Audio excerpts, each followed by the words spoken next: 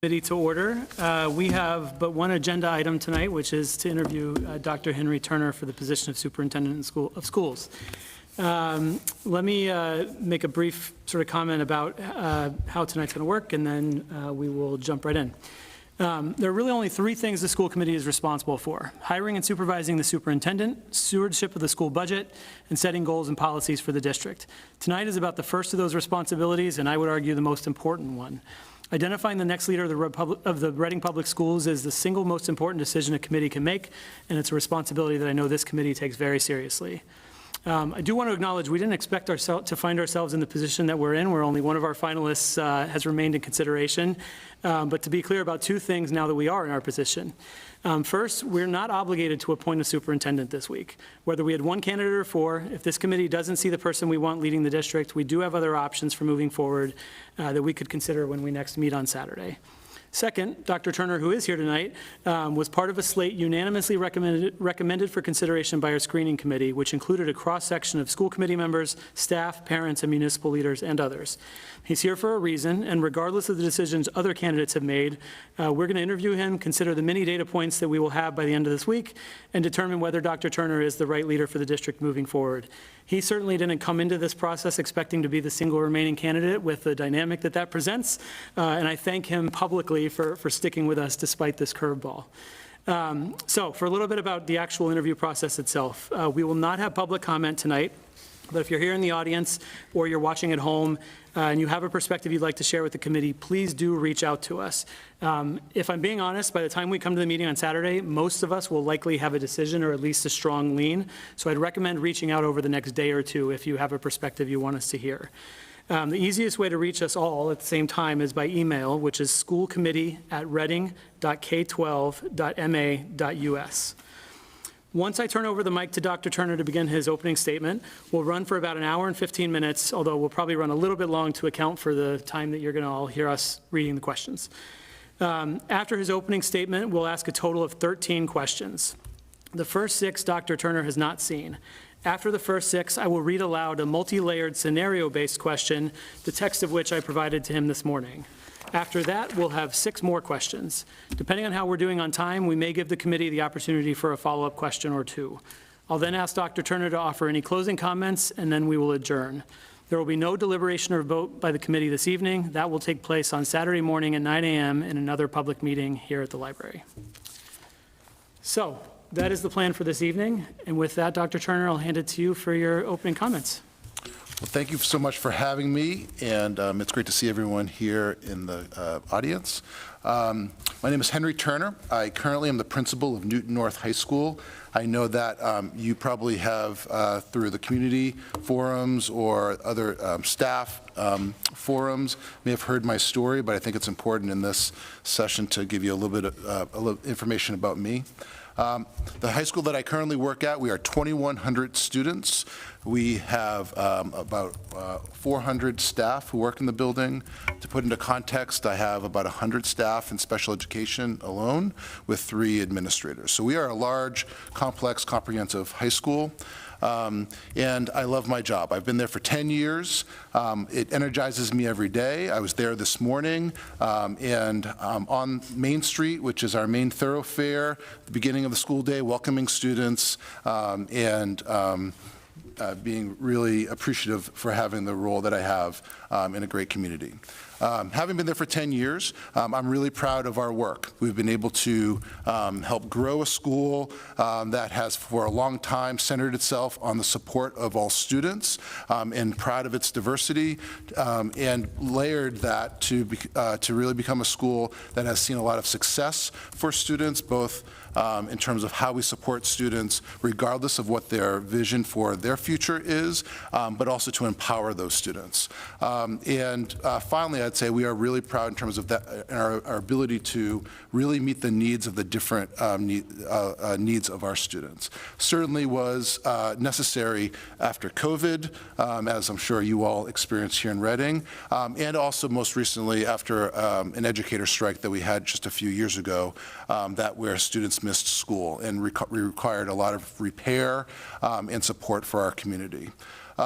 With that, having been there for 10 years, I am I am really happy to at my school, and I think it's good, healthy for the organization, for myself professionally, to see if there are other opportunities. I have done that, and there's nothing that's been interesting to me until this posting came up. I grew up in Melrose, Massachusetts. I played a lot of sports against Reading. We almost beat Reading on their streak and track. We lost by 8 points. I remember that day very well. I have a lot of, I always saw Reading, and I know that in Melrose we saw Reading as an aspirational town, and a town where many people were looking to move to. I also, as I went through this process, have gotten some text messages from some high school friends who have moved to Reading. And so this community feels very familiar to me. As I've learned about the work you're doing in Reading, it really interests me in terms of seeing this, if this is the right fit. And the more that I've gotten to know people, the more that I have gotten to learn about the work that you're doing, this feels like a really good fit for me. I have replaced very successful leaders from when I was a dean at Newton South High School to principal at Bedford High School to principal at Newton North High School. That is not what they tell you at leadership schools, to replace someone who's been successful. I feel like I have both developed sort of strategies to be able to survive that challenge and also to be successful.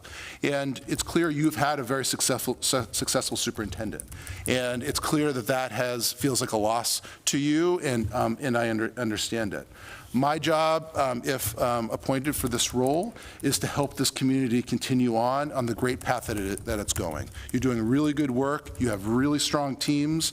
I've been really impressed by the administrative team, the central staff, and again, having been able to go to Coolidge and Birch this morning or this afternoon, really impressed by the quality of education that's going on. I'll speak more about how I see that working, but I want to make sure that you have a chance in this public setting to get to know me, and I look forward to your questions. Great. Tom, take us Great. away. Thank you, sir. Dr. Henry, thank you. Or Dr. Turner, thank you. Yes, Dr. Henry Turner. So my question is rather straightforward, rather simple. You have actually answered it for me already in the other forum, but so everybody else hears it. What appeals to you specifically about coming to work for Reading Public Schools? What are some areas where you see a need for change or that you would like to build upon? Further, how do you see your particular skill sets working effectively for us, and why do you feel your skills match our needs at this moment in time?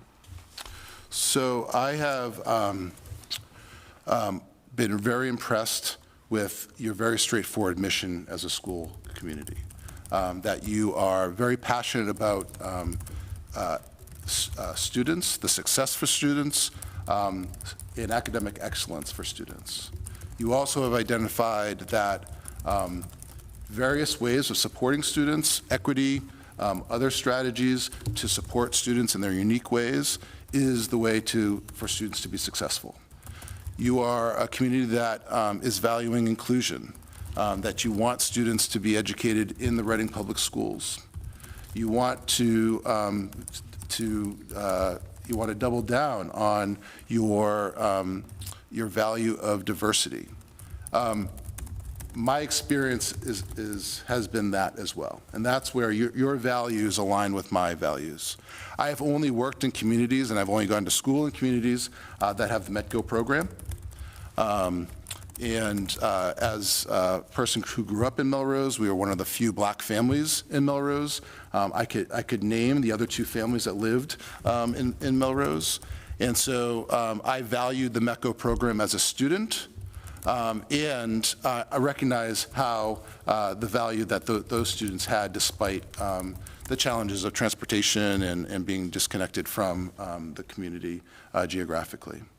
I also am have a sibling who was a person with a disability whose confidence level was not at the same level as her ability. And I saw that the challenges that she had and the ways in which we were, as a family, disappointed in terms of how she was supported. And these are the reasons why I came into education. I knew in 10th grade, inspired by my history teacher, to become a teacher. I have, as I said, only worked in suburban schools outside of Boston, except for 1 year in Western Massachusetts, because I was in love with my now wife. I value the way in which we support students. My skill set. I have been now a principal in 2 schools, one that is about 800 students and one is at 2,100 students. And what I've learned over that time is how to create structures and systems through a very slow and deliberate process to be a school where you see success gains for students. When I arrived at Newton North, we had students who were on IEPs and students of color who were disproportionately in our lower level classes.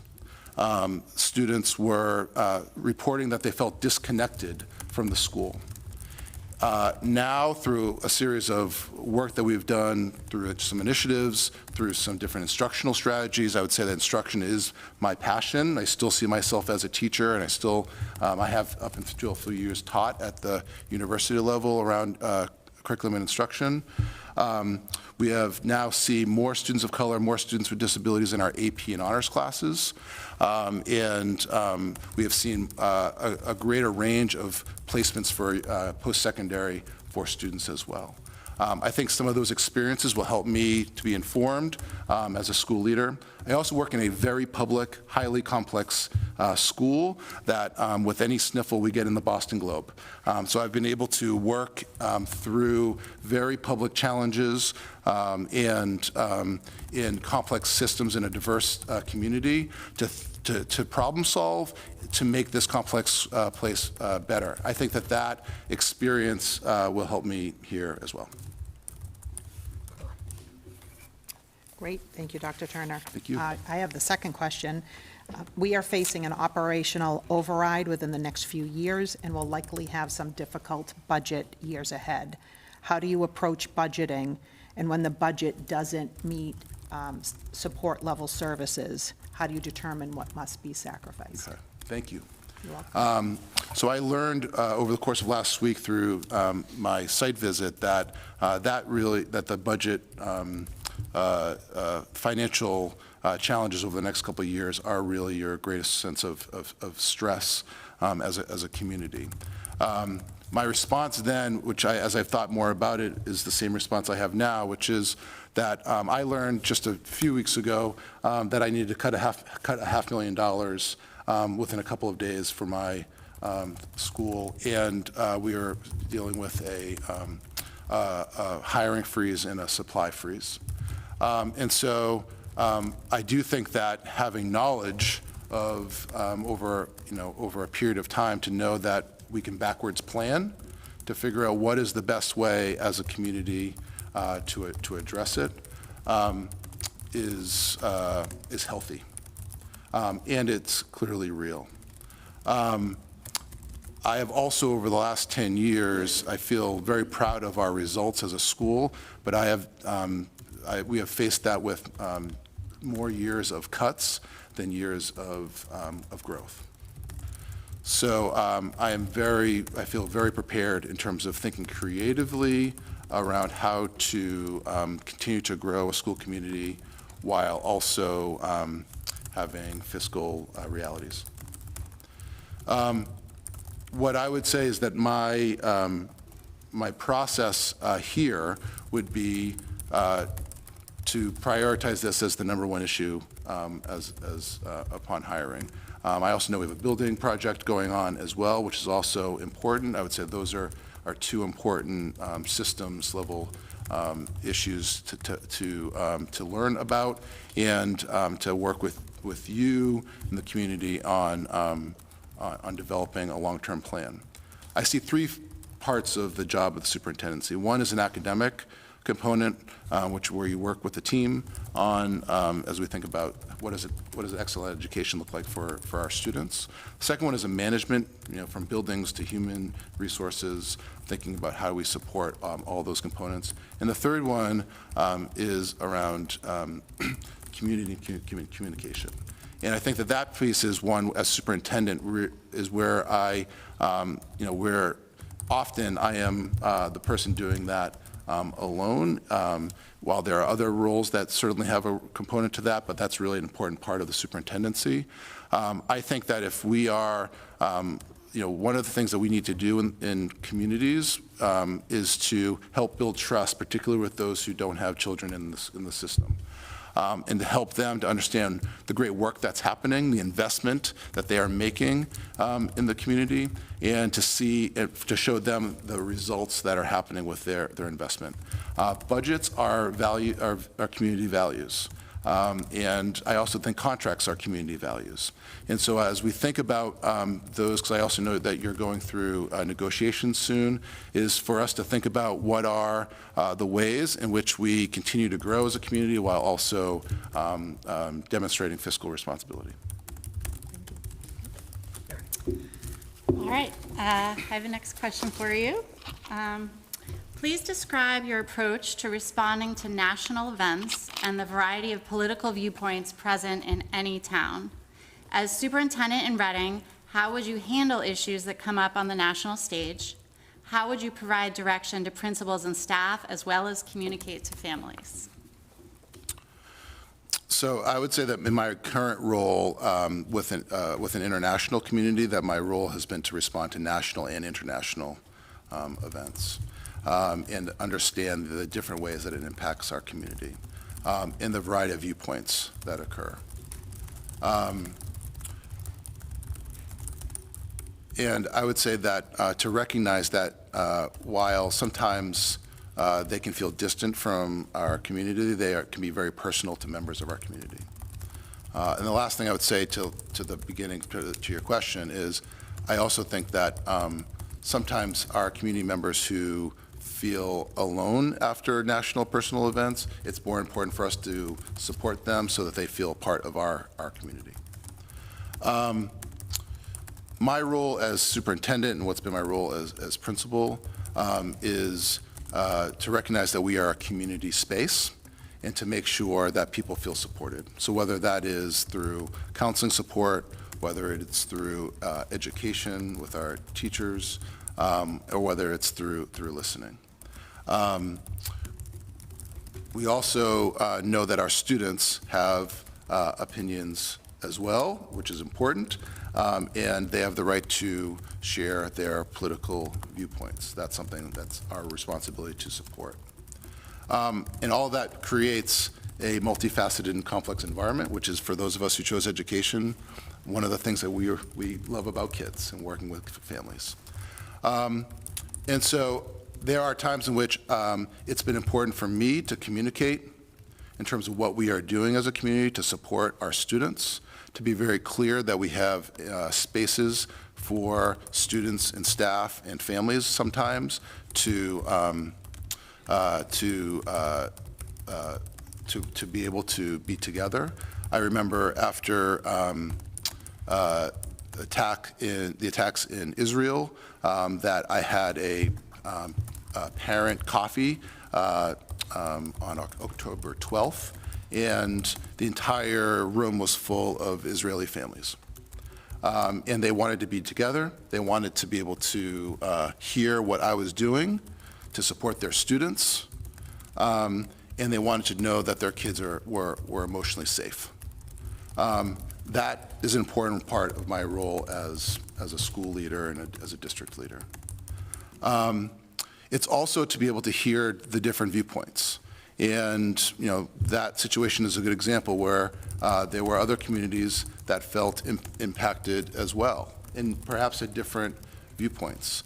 And I needed to hear their viewpoints and also recognize that my job was not to solve their differences, but to be able to provide support and make sure their students were supported. In terms of political viewpoints around national events, is that I think that that's what makes our work in education exciting. I feel strongly that our job is to develop citizens among our students, and so I think teaching them to understand and to respect differences of opinion is a great educational experience. And I think that we've been very successful at that.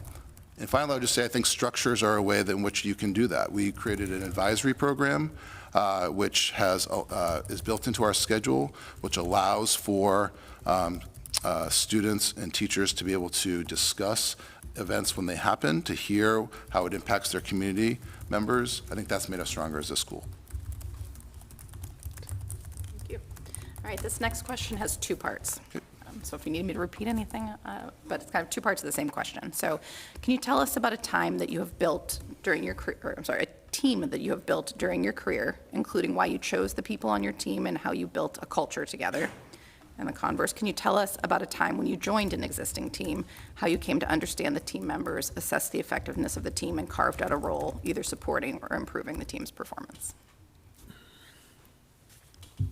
Sure. I would say that to your first part of your question around a team that I built, so in Newton, we have two high schools. They have distinct cultures in which they are very proud of. And it sounds like that may sound a little familiar in Reading with your middle schools. And over time, we have felt is very important to identify where do we want to be aligned and where it's important for kids. And over that time, Newton had spent about 5 years on investigating late start for high school students. And so we were moving our schedule from 7:45 start time to 9 a.m., which was already unpopular because everyone loves the late start, everyone hates the late end. But we also saw it as an opportunity to look at our schedule, which my predecessor referred to as the third rail of Newton. And so we saw that there were reasons, particularly because we're a comprehensive high school, so students, so for example, students who go to Northeast Tech, we have our students stay in Newton. In my school is Chapter 74 school. And Newton South students are allowed to come to Newton North to take classes. And so there's a scheduling challenge that creates. And so we built a team to tackle this really tough topic with a very passionate community to create a schedule that we knew that previously, and for the 160 years of my school, there's never been a schedule that's been values-based. And so we built a schedule that is both focused on academic excellence, social and emotional learning for students, and recognizing the diverse paths in which students go through our building and to make sure that we have a schedule that's built for them. So one of that was aligning the schedules at both schools and having, I have about 300 faculty members. Newton South has about 250, making sure that we are meeting the different needs of those staff. And so we built, and our schools, while have aligned in some areas, we've never had a cross-district team. And so that was the team that we built. It was about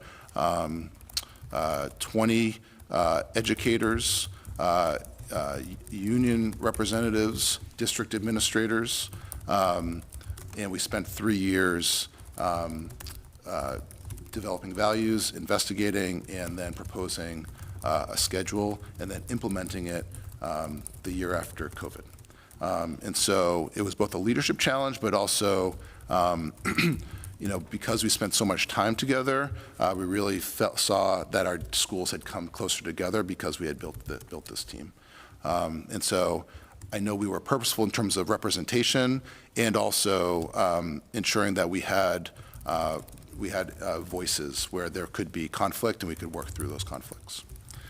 In terms of team I joined, so I have, as principal, I've now joined 2 administrative teams, one at Bedford and one at Newton North.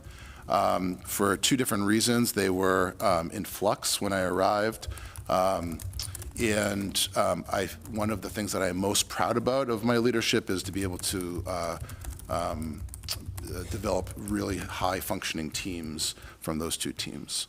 At Newton North, they were very siloed. They were focused more on their departments than they were on school-wide principles.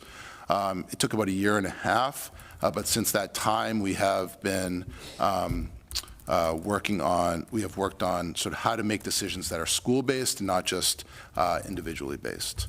I think your question is like, how did I enter that team? That team, came to me with already a set of norms and agreements, already a culture, and so that's why it took a year and a half for me to learn, for me to listen, to see the strengths of those individuals, to recognize that their vulnerabilities aren't weaknesses, and that I'm not going to play gotcha when they make mistakes. Like, that trust building is really important so that I can work with them to make shifts in their practice. And so there are some monumental moments, and I believe you met with a number of them during your site visit to Newton North. And hopefully what you saw was a team that is really passionate about each other and recognizes the strength when we are making decisions together. One of our best cultural components is in our budgeting process, is that our last round of advocacy, you cannot advocate for your own department, you have to advocate for someone else. And that has really moved the needle in us thinking creatively in terms of what are our high priority needs. Sean, can I ask a quick follow-up? Yeah, please. Dr. Turner, sorry, I just want to be, on your first example, were you leading that team of 20 by yourself? Were there other people involved co-leading? How did it Question. start? Yep. So the three people who initiated the meeting was the team was myself, an assistant superintendent from the district, and the Newton South principal. We designated co-chairs from each school, or people that we supervised, and then we worked as a smaller team to build out that entire team. Yeah. Gotcha, thank you. You're welcome. Laura. Hi, welcome. The next question I have is, are you satisfied with your current school's performance? Why or why not? Looking back, is there something you've championed in your current role that you feel strongly about replicating in your next role, or anything you anticipate doing differently? Please explain. The first part was, what am I? Are you satisfied with your current school's performance? Why or why not?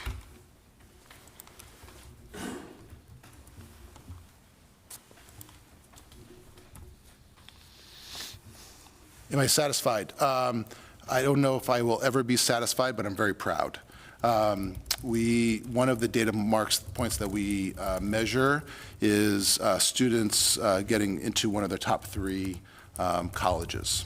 When I arrived, it was around 76%. It's now at 84%. We believe that is due to a lot of instructional changes that we've made, a lot of messaging around who our students are and creative thinking. We have developed a SEAL program for students that's very unique, that students can demonstrate their passion. And we now have about 200 seniors every year who get a SEAL on their transcript. It was modeled after the SEAL of Bioliteracy, which I know that you have. We actually learned that we have about 10% of all the SEAL of Bioliteracy SEALs in the state of Massachusetts. So it's something we've really have leaned into. And so I'll say that I'm proud, is that that's a data point where I'm very proud. I'm proud of seeing that, I think I said earlier, of the representation of students and where they are going.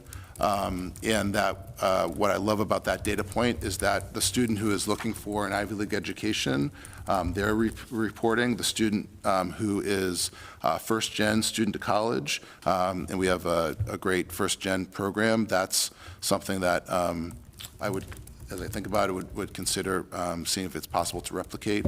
But how we have that student who is, does not have a lot of knowledge about the college process, they're reporting. The student who's applying to state schools or community colleges, they're reporting, wherever their passion was, or post-secondary for career. So I say that I'm proud. I'm not sure if I'm ever satisfied. One is that it's just full disclosure, I'm a very competitive person. I do like continued progress.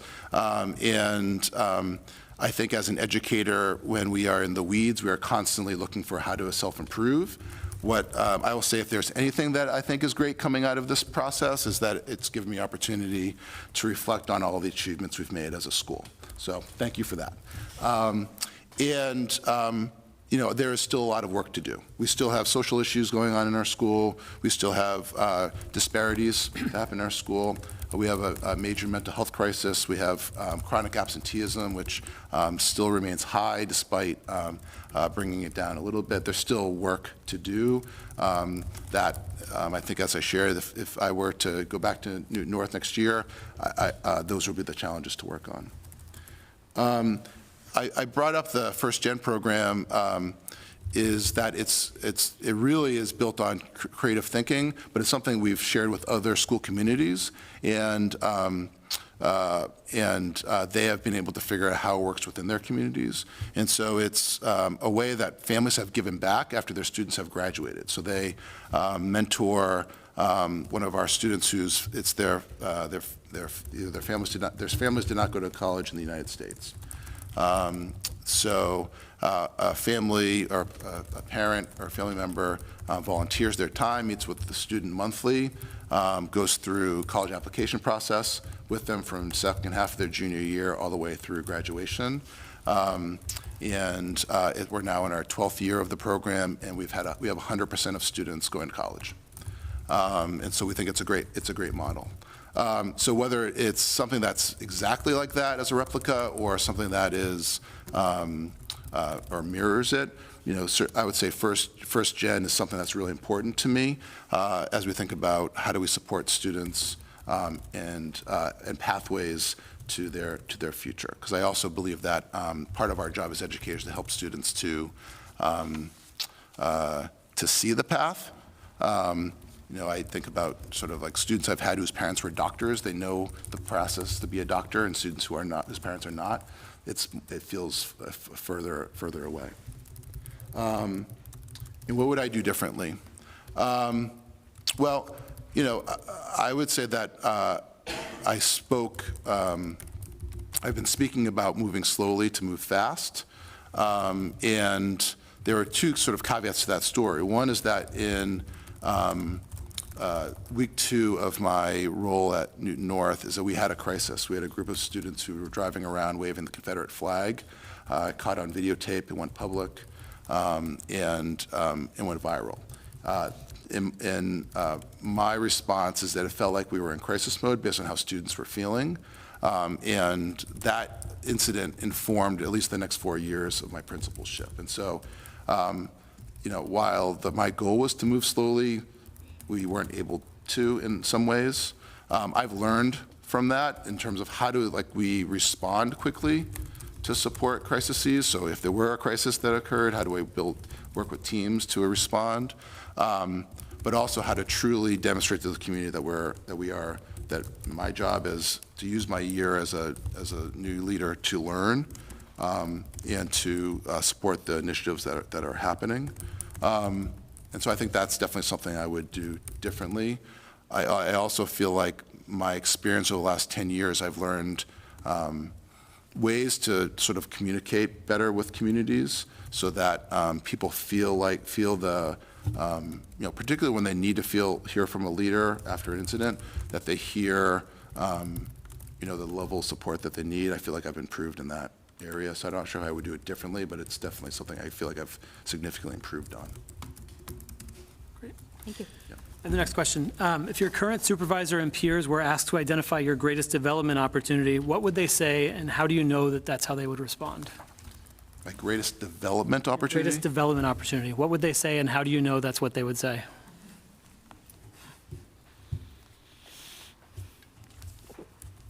And you're not allowed to say you're a perfectionist. I definitely will not say that.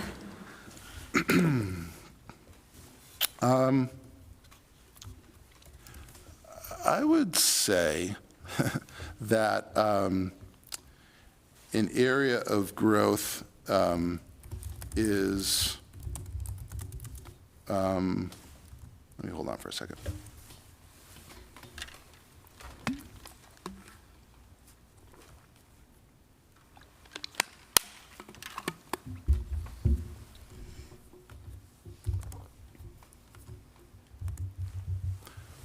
I'd say the area that they think that I would need to grow in is not being so hard on myself, and also having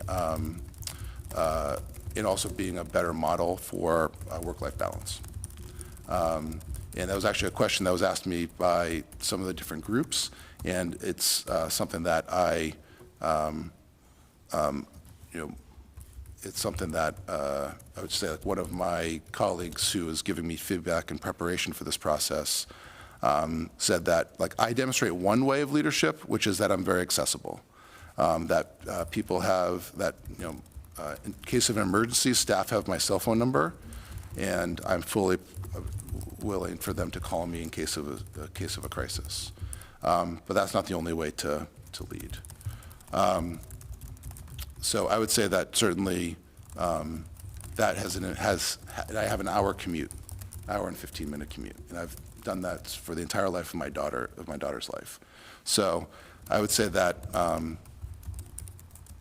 amount of time that I put into work is not something that is something that I think has been important, but it's also, I don't necessarily know if I've been a great model for that. But I am also, I would say, very supportive of the different ways in which my colleagues need to demonstrate, need time in their personal lives. I just don't necessarily sure I've been the best model for that. All right, we're going to move to our scenario-based question here. So obviously, Dr. Turner, you've seen this this morning, but I want to read it for the benefit of the audience here and at home. A parent has taken, and first, props to Tom for doing the heavy lifting on this and tolerating my multiple rounds of suggested edits. A parent has taken to social media to complain about a specific teacher at their child's middle school. The parent is asserting that the teacher is not providing the services their child is supposed to receive, and that the teacher has included misrepresentations on documentation about services provided. The parent noted that they have attempted to work with the school's principal on the issue, but didn't make progress. The parent has asked a number of other parents for advice and help. This parent used to live in Reading, but was recently evicted from their rented house and forced to move in with a friend. That friend lives in an apartment complex on the Wilmington side of the Reading-Wilmington border, and the parent has not informed the district of this move. The teacher, a Reading resident, noticed the posts on social media and chose to engage to defend themselves. Throughout the life of the social media post, tensions increased between the original parent, the teacher, and other parents. One commenter heard through the grapevine that the original parent no longer lives in Reading. That parent suggested that the original parent, if they didn't like the education their child was receiving in Reading, should enroll their child in Wilmington Public Schools since they now live in Wilmington anyway. Multiple parents took screenshots of the thread and sent them to school committee members. Some parents demanded that the principal or superintendent fire the teacher, either because of the tone in the thread or because they believed the teacher had misrepresented services provided to the student. Other parents pressed for information on how Wilmington children could attend Reading Public Schools, especially during tight budget times. One school committee member shared the screenshots and commentary with the principal, while the other one shared them with you, the superintendent. So the questions: what are the key points of information you pull out of this scenario? How do you approach this situation? Who do you talk to about the situation and why? Are there any legal, policy, or other implications embedded in the scenario? If so, what are they? And if there's an ideal resolution, what is it and why?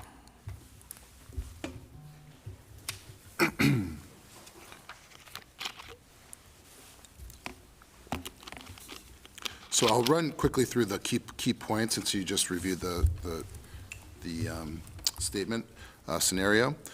So it's clear that a parent is upset about the services that her child is supposed to receive and is accusing a teacher of misrepresenting documentation.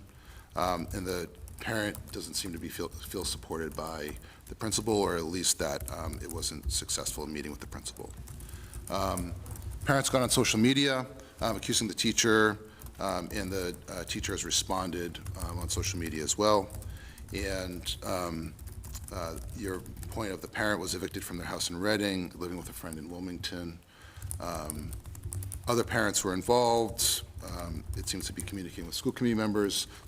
One school committee member who spoke to me, the superintendent, directly, and another who spoke to the principal and shared documentation. And that there are parents who are questioning the residency status of the other parent. So the question of how do I approach the situation, I think that in one in one response, I said, "This feels like Tuesday to me." And also, I saw some uniqueness to how you were asking it from a Reading perspective that may be a little bit different than how I'd approach it from a Newton perspective. It felt similar to maybe some experience that I had in Bedford as well. But I do think that through all of these different situations wherein we are in a human business in education, and with that, they are our prized human beings in our homes, our children, and so therefore it's emotional. I do think that my role is to be thorough, our team's role is to be thorough, and also to help bring down the temperature.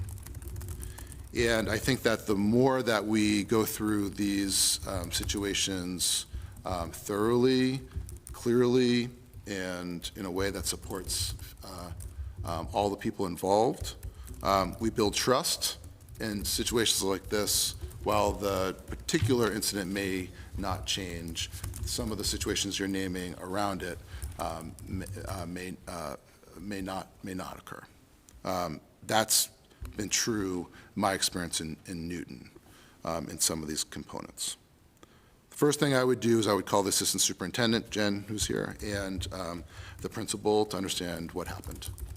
The thing that I had shared with the principals and with the central staff is the importance of over-communication, and so I think that it's quite possible that they would have called me first.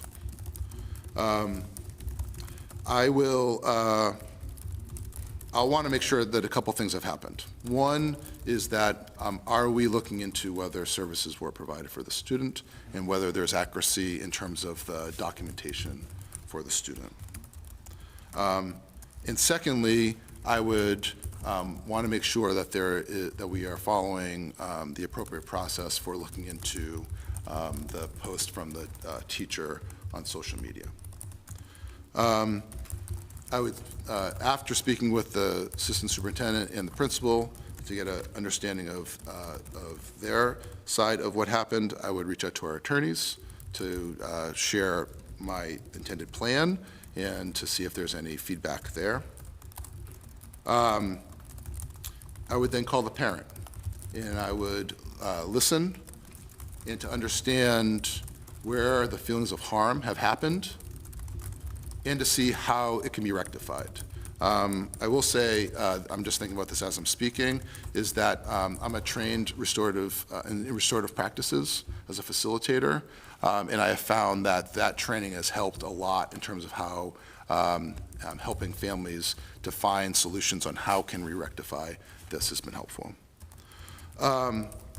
In coordination with the principal and the assistant superintendent, we would begin investigations to the claims that were made, particularly as relates to the acceptable use policy for staff and whether there was discrimination or bullying towards a student with a disability and their family.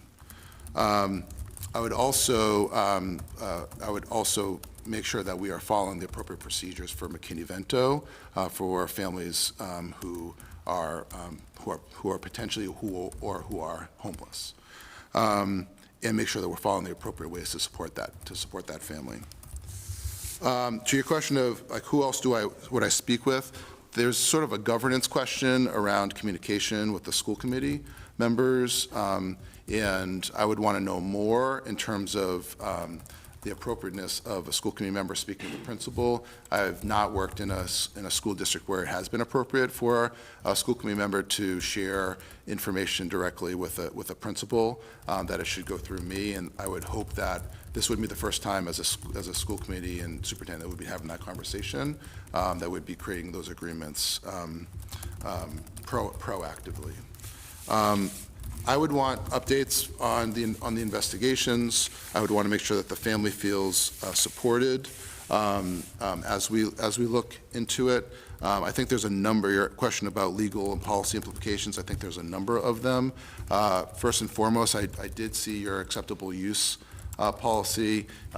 It does feel like there are questions about whether this violates the acceptable use policy for staff members. The idea of McKinney-Vento, what are our procedures, who are the point people for McKinney-Vento? for students and families. The questions around civil rights and IDEA, how are we supporting students with disabilities, and students who are in protected classes. In terms of the investigation, I would want to make sure that we have clear protocols for the Weingarten process in terms of how staff have their protected rights when we are investigating a situation that potentially could lead to disciplinary action. And also evaluatory. So there's two clear procedures in terms of how we give feedback to staff around evaluation and how we investigate under disciplinary procedures and utilize progressive discipline. I would also want to know what are our bullying and non-discrimination protocols. When was the last time we have updated those policies, because some of them need updating. But to see whether this would fall under that and what is our response there. And then, as I said, just in terms of clear governance structure, in terms of communication with principals. The question of how does this ideally get resolved? It gets resolved by my role being able to de-escalate it, to help the family feel like we have their support, we are supporting them. And that, most importantly, we want to make sure that their kid is getting the services that they need, and that we have people who are working with them to help them get to that process. I would want to make sure that, I think that it's very important that we can de-escalate situations so that the people who are on the ground are able to troubleshoot with families. And so in this situation, it'd be working with the principal, hearing where sort of where is the miscommunication, and or if there's a need for support, and how are we supporting the staff member in terms of addressing the public posting. And also the potential bullying of a family and a student and being complicit in it. I think there's a question about the community that's in this question, and if there's a need for my role. I'm not sure if there's enough information there that I would need to have a community forum. But if there's if it's something that does escalate, and there's a need for my role to be out in the community to listen and to respond. How do we make sure that we're providing privacy for families? And also, how are we assuring other community members that we take these incidents seriously and that we address them? I would say that one of the reasons why our union president and I have a really good relationship is that my investigation process has been very, very clear, and it's been very fair. And so I do see that these kinds of conversations where maybe others may avoid, for me, there are opportunities to help staff to grow, and we can address them early so that they don't happen again. I went into this profession to help people to grow, and I believe that in terms of staff. And I do have had a lot of experience with staff making mistakes, public mistakes, where the intentions were different than how things were impacted or landed. And so I would just want to make sure that I was clear and honest and fair, and that we were student-centered in this situation. And I just keep coming back to this idea that these are opportunities to build trust with families. So the more clear we are, the more in what our process is, in terms of how we address it and how we become student-centered, the more that we can bring down the temperature as a community when there are places of mistrust. And certainly within special education, there are school communities where there is mistrust, and I don't know Reading enough to be able to say that, but it's certainly a place where it can sometimes be common. I think it's important for us to be intentional to listen to families to make sure that they feel supported. Thank you. Tom. All right, next question. Now that you've gone through that one. Okay. How do you assess the impact and effectiveness of professional development programs across the different levels of the district?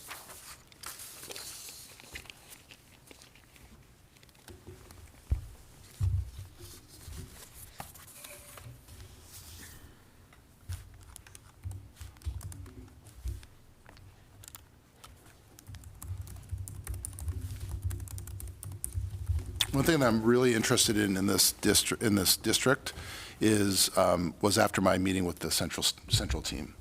I thought that what I learned from Sarah, from Jen, was a clear plan for how we support educators at all levels, and a clear expertise.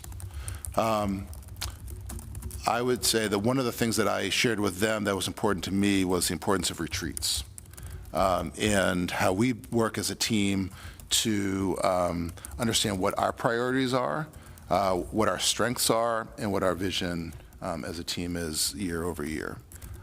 It was great to hear that they already have retreats. They clearly sound like they have fun at their retreats as well. And so that was just really, really reassuring to hear. And so I would say that in my first year, it's an understanding of what professional learning opportunities have been provided for staff and how it connects to the initiatives that are working on. And so I'd say in terms of the literacy program ARC that you've implemented, it's clear that there's some clear reading outcomes that are really strong and promising for the district. I think that's something to celebrate. I would love to see the internal data to see how that's working, but clearly from public records of MCAS scores, that it's clear that you've got a real strength there. I'd want to know what is the PD that was provided to support folks, because I know that the literacy changes that are happening across the country, but certainly more locally, some have been rushed and are not effective, and some have been thoughtfully done. And so it's clear there's been some good thinking in terms of this program, and so I'd want to know what were the opportunities there. So that's in terms of implementation. In terms of alignment, I know at the middle schools that you're looking at where are the curricular review, what you're doing a curriculum review, I think right in social studies right now, you're thinking about alignment. I'd want to know what is sort of, how are we listening to staff in terms of what professional learning opportunities do they want and do they need as they think about what their aspirations are, and how are we getting that feedback. And then I also understand that there's some structures that you have in terms of half-days as a professional learning opportunity. It sounds like it's different at the different levels. I would want to know how those structures are effective and they are supporting student learning. Days like half-days, certainly we are making a decision that adult learning there, and that there's less student learning. And so if we are going to invest in that, I'd want to make sure that there's effective outcomes in terms of how it's impacting student learning at those levels. And so I would say, observation, survey with the community, looking at data to understand the specific goals and impacts would be areas which I would assess the professional learning. I would also, I think this is part of your strategic plan, is what are the data, what are the platforms in which we're analyzing data? We are using Open Architects as sort of our large platform for understanding student outcomes and staff outcomes. It's been really helpful for us to be able to look at large data samples and to be able to really see sort of like those impacts. And we are also utilizing resources such as a partnership through Renaissance that's allowing for us to look at something like an EduTracker that is more student focused, that we can potentially, where we are looking to see how can we put data in the hands of teacher teams. I would finally just say that this is not something that I would say is, I think to your previous question, what is something that I would replicate, because I wouldn't know whether it would work or not, but teams has been a focus at our school, and making sure that we have protected structural time for teams and that we're providing professional development for teams. So a meeting I just had today was how do we, what are our goals for next year in terms of professional development for teams to get a better understanding what teams look like, because the research is very clear that teachers learn best from themselves. The number one place in a school where adult learning happens the most is in the lunchroom. And so I would want to make sure that, so I'd want to understand here, what does teacher collaboration look like? Because that is much more productive adult learning than stand and delivers. I also think there's a resource question as well, which is where we are outsourcing professional development, what's effective, what's not effective, and if we are investing in a consultant or if we're investing in a program, are we getting the most bang for our buck? There, I think, is an important question for us to continue to evaluate, and for when I'm, when and if I'm working with you to be able to defend it if we think it's an important budgetary item. I have the next question. In your view, what is the biggest challenge facing elementary schools that we collectively are not talking about enough?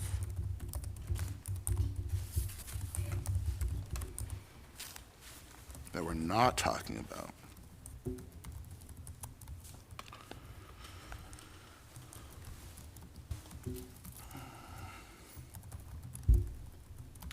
I think that, well, I'm going to give you two answers here. One is that I think an area where we're not talking enough about are technical skills and human skills for young learners. I think this is true for older learners, but specifically for young learners, because the AI changes are going to be much different in 5 years. When they are older. And so thinking about what are the skills that we should be leaning into in terms of interpersonal skills for young students, which,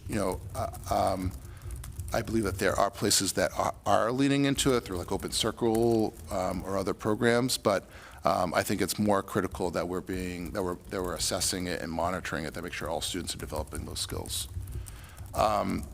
It's interesting when you're asking the question that we're not paying attention to. My community is very focused on math and math outcomes, and looking at how do we differentiate students so that they're getting their math needs, particularly students who are excelling in math or maybe taking courses at the elementary level, taking courses outside of their school through programs like Russian School of Math. So how are we supporting those programs or supporting students around math? That's coming at the expense of literacy. And what we are seeing is that, it's clear in terms of the data that perhaps one of the biggest impacts of COVID is our literacy rates for young children. And I think that is a critical area for us to both respond to and to develop skills to recognize that reading learning, there is a science to it, that there are parts of our country that have real success and gains in terms of literacy, and I think we can be even better by being culturally responsive in that process as well, but that we should be looking at programs that work in terms of developing literacy skills. Thank you. Yep. Okay, how do you anticipate keeping the school committee informed? In particular, what will be your strategy around communicating issues that are your responsibility, but where the school committee may have an interest or provide valuable perspective? Can you just say the last part of that question? What would be your strategy around communicating issues that are your responsibility, but where the school committee may have an interest or provide valuable perspective? Thank you. So I think an important part, and I think that this may be a part of your process already, but I do think that if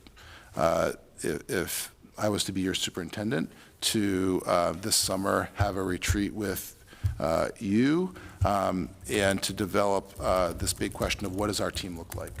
I see that we are all part of a team, and that my job as the person that reports directly to you is to make sure that you are informed, that you feel that you are communicated to, and that you feel that that you have clear understandings of what's going on in the district. And so I would want to understand what those agreements are in terms of how to make sure that you are informed. One of the things that I understand that the current superintendent does is speaks individually with you, and that's been a helpful process. That's something that I would be very interested in continuing to do. And I think about the scenario that you gave me, that I would want to make sure that that there are ways in which you are informed about incidents that have public impact. I would want to know what those, what are the ways as a team that you want to be informed about that, and make sure that you have understanding. I think that both in, when I was in Bedford, that's why I was saying that it connected to my experience in Bedford, is that working in a small community, situations like this can feel like the hot topic of the community. And I think it's important for me to help you to feel the assurance that we as the educational professionals are taking these situations seriously and responding to, so that you can appropriately respond to your neighbors. That's where it's a little bit different in Newton. With Newton is so big, is that it's sometimes things can be localized within a school, but it's less so within in terms of the overall city response. So, but I could certainly I would certainly be prioritize how we work together as a team, so that you feel communicated to, and you have your assurance of our response in a variety of different incidents. All right, I'm up next. When our new superintendent starts in July, we will be entering the final year of our union contracts. How would you propose that we use the bargaining process to promote student achievement as well as control our expenses?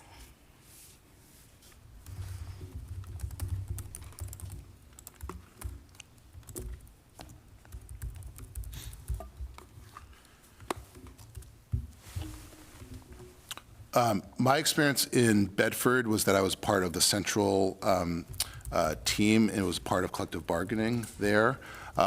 With Newton having 21 schools, it has not been the practice to have principals directly part of collective bargaining.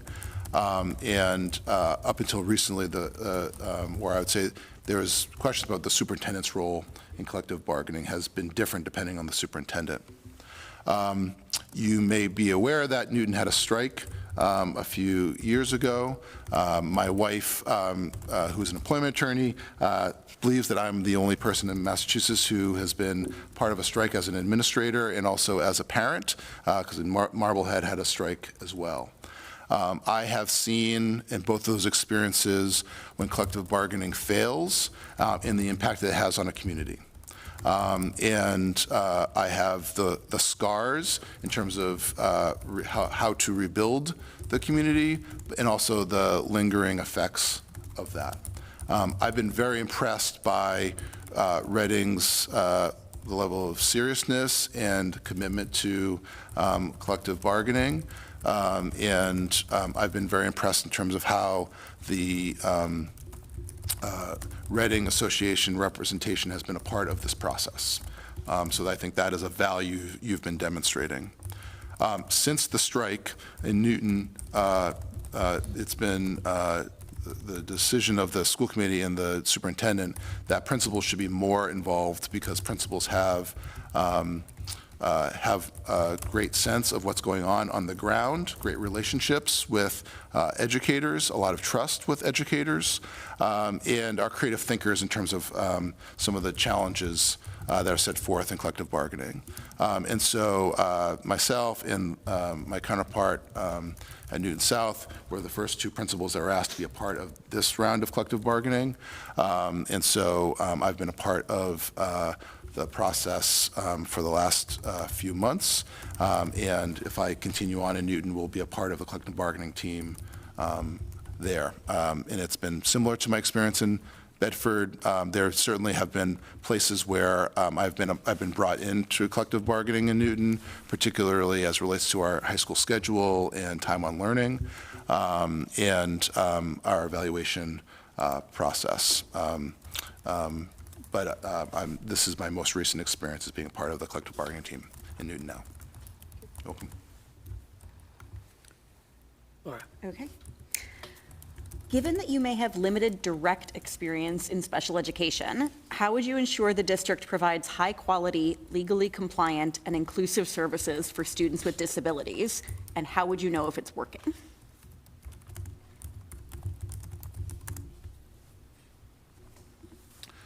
I just want to go back to my last question for 1 second, and just because you were asked the question about limited resources, is that I have also had experience, I think I was mentioning, of working within, over the last 10 years, where there have been reductions in my school and how to be creative within that. And so I just want to name that as a place where I think is a strength, and it's been, we've been able to continue to grow despite financial challenges.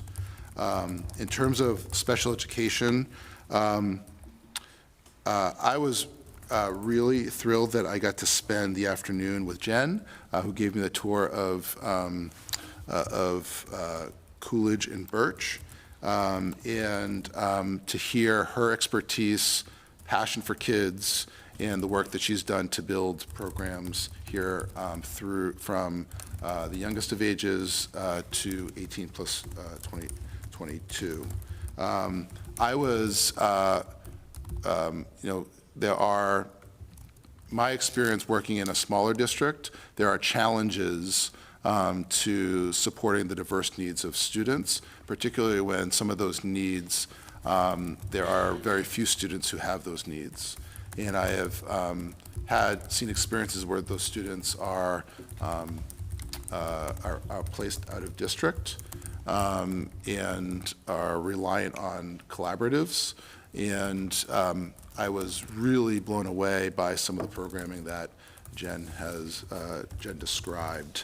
And my experience in a large district is that we've been able to keep students in district. We've been able to build out programs, and so we built a language-based program. We received professional development from Landmark, and we're able to, next year we'll have about 14 students in the program. And so my experience has been, I've gone through many coordinated program reviews, but I've gone through 2 program reviews internally in which we look to see what is working, where are there inefficiencies in which we can improve in terms of student delivery of service, and also make sure that we are being mindful of the cost that can come when we are not being mindful of what students need in providing FAPE. And so the question of how do I know what is working, I would say that it is, and Jen mentioned it today, of utilizing reviews and sometimes doing internal reviews to really see what's behind the scenes, what is, where are things that we feel that we're going really strong, and where are there areas for growth. And that is true in special education. I've never been in a special education program that has not needed some sort of improvement, right? And I think it's thinking about what is working for students, what does inclusion look like, how do we make sure that we have alignment what inclusion looks like. That can be true when you have multiple schools within a particular level, that different schools, if they're not talking about it, can have different viewpoints or understandings around a term such as inclusion. And so making sure that we are helping folks to understand sort of what is our district understanding of what those terms mean. And then I would say finally, what are our outcomes and what are our goals? With the with the new competency determination laws or regulations, that in some ways I've seen it set back in terms of some of the goals we've seen for students in terms of eligibility for receiving a diploma. And I think that it's created a new landscape and for us to understand, so how are we supporting all students? And so, like, how are we adjusting to new changes at the state level? There potentially could be new graduation requirements from the governor. How are we adjusting and making sense so that we're making our best decisions for our students? And then I would also say, as a high school principal, and I think that this is where I can be effective at all grade levels, is how do we demonstrate creative thinking and never give up on kids? And so currently it's March, and so I have students who are, who are still needing credits to graduate. And, we could easily just say, well, they haven't met sort of our roadmap, and so therefore they're going to have to come back next year. Or we can think, what are ways in which we can take another avenue to make sure the student demonstrates competency determination, demonstrates that they're meeting, that they are learning, and also we can get them across the stage. And feel like we've been successful at that in many ways. Thank you. You're welcome. All right, final question. Can you describe an initiative you led that expanded access to high-quality learning opportunities for all students, particularly those historically underserved? How did you ensure those opportunities were accessible across grade levels, and what evidence did you use to determine whether they were truly closing gaps? So in my 10 years, we have looked at, I'm going to give two quick answers because I know I only have 4 minutes. So I will say one is that we have looked at placement process 3 times in my 10 years. How are we placing students in what levels? When I arrived, students were getting placed just purely on a grade. So if they had a B+ or above, they were in honors. What we saw in terms of our data is that low-income students, students of color, students with disabilities were highly overrepresented in what was our level called college prep, which was our lowest level class. And we had many students with disabilities who were in C-graded courses in which they were placed outside of a general education course. We've taken many iterations with teachers to help us to see how do we assess preparation for the next level and for rigorous learning. That's been done in multiple ways. One is, how do we evaluate our current assessments so that assessments are opportunities for learning, and there can be multiple ways for students to demonstrate their knowledge. That's one. Grading. How are we making sure that we are grading for learning and not grading for behavior? So whether it's for homework or reassessments, making sure that the goal is for students to demonstrate knowledge. The goal is not for a student to just take a test and get a grade and for them to forget it. That has allowed for us to really think about a goal, which is currently our goal, which is for students to get experience with students who are taking classes at the honors level, whether they are taking something at the honors level or they're in a class where students are taking an honors course. At this point, we now are in the 80s in terms of percentile of students who are taking at least one advanced course at Newton North. We have narrowed gaps in terms of students with disabilities, low-income students, and students of color. That is something I am proud about. I mentioned earlier in terms of connectedness, there was a 3-to-1 differential between white students and black students who felt there was an adult in the building who cared about them in 2016. Because of our response to instruction, our process for placement, which now, instead of just being an automatic grade, is now individual conversations with kids.